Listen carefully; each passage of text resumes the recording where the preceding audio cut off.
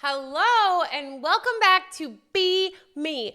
Big Miracle Energy, the community of like-minded individuals asking the questions, getting curious to figure out what truth is and how to finally wake up from this illusion and live with peace and happiness and eternal love while we are still in this illusion, right? So today I want to talk about some of the words we use and how we can actually utilize them to give us insight into areas of our life that are still within conflict and possibly seeking forgiveness and healing. So, have you ever heard the statement, quit shitting all over yourself? Funny, huh? I hope you're not shitting all over yourself. But yeah, stop shitting all over yourself. So the words should, could, would, have to, need to are all opportunities to get curious, to unpack some narratives that are playing within that are actually within conflict. So a lot of times, actually maybe all the time, when we use those words, it's because a value or a belief, most likely from your highest self, didn't align with an action you did, or the opposite, an action you did from the state of your highest self didn't align with a belief of the ego belief system that you were still subscribing to, still actively partaking in. And when I first heard that statement of quit shitting all over yourself, people would say, stop using should, stop using could, would. They're awful statements. And yeah, that's the Holy Grail. And I worked on it. Like anytime I heard myself saying them, I would immediately stop myself and then restate whatever I was going to state. But the reality was that was my inner dialogue. And by me just not stating it out loud doesn't mean that it healed or forgave whatever was within me that was projecting that dialogue in the first place. So all I was doing was taking a bunch of opportunities to get curious and shoving them into a dark closet in the corner and ignoring them. And we talked many times before, when we put things in the dark and we shove them off to the side, they actually are way more in control than they ever were to begin with. So that's all I've done is shove these narratives and beliefs back into a corner so that they can continue to operate in the dark and wreak havoc on my life without me even knowing. But really, yeah, the Holy Grail is to not say them. But the effect of not saying them, it being due to the healing that occurred at the level of the mind, so that they no longer really need to be. They no longer are a part of your narrative, so they're no longer stated in words projected out. So what we can see those words at is when we use them, it's an opportunity to look, to get curious, to ask the questions of, okay, is this because my action was coming from a place of, the ego belief system or the Holy Spirit belief system?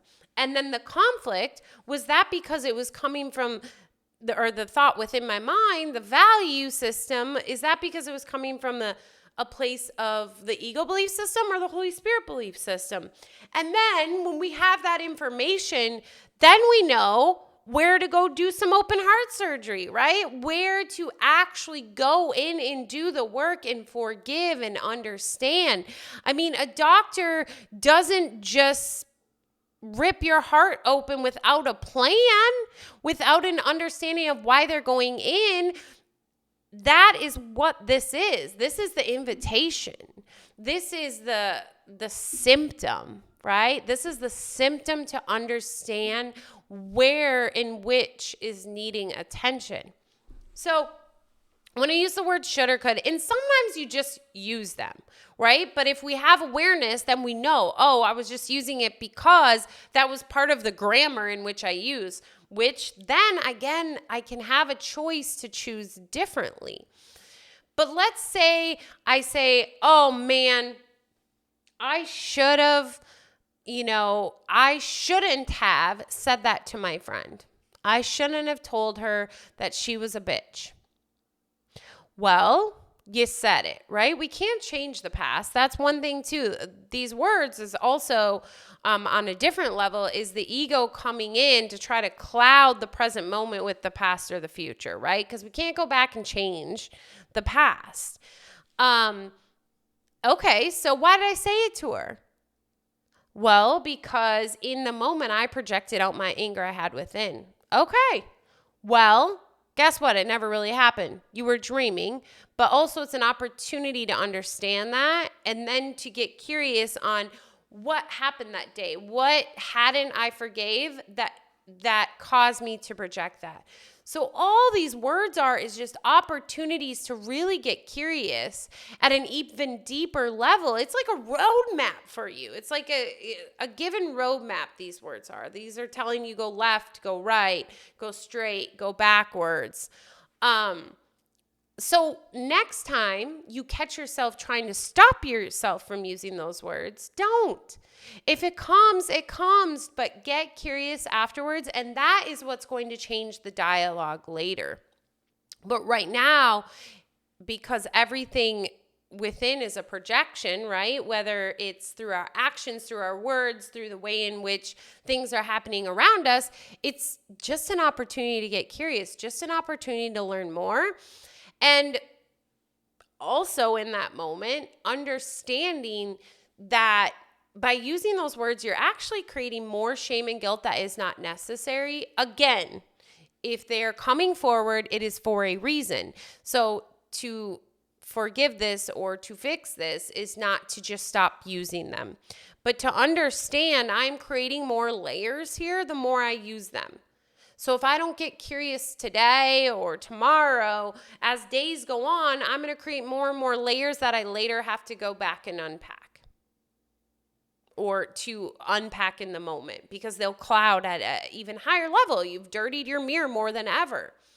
So ultimately, I call those flashlight words. So get curious. Get curious where you are coming partially from the ego belief system and partially from the Holy Spirit belief system, and which one is disaligning, right? Is it the actions that aren't where you want them to be? Is it the thought system, the values, the beliefs? Which one is it?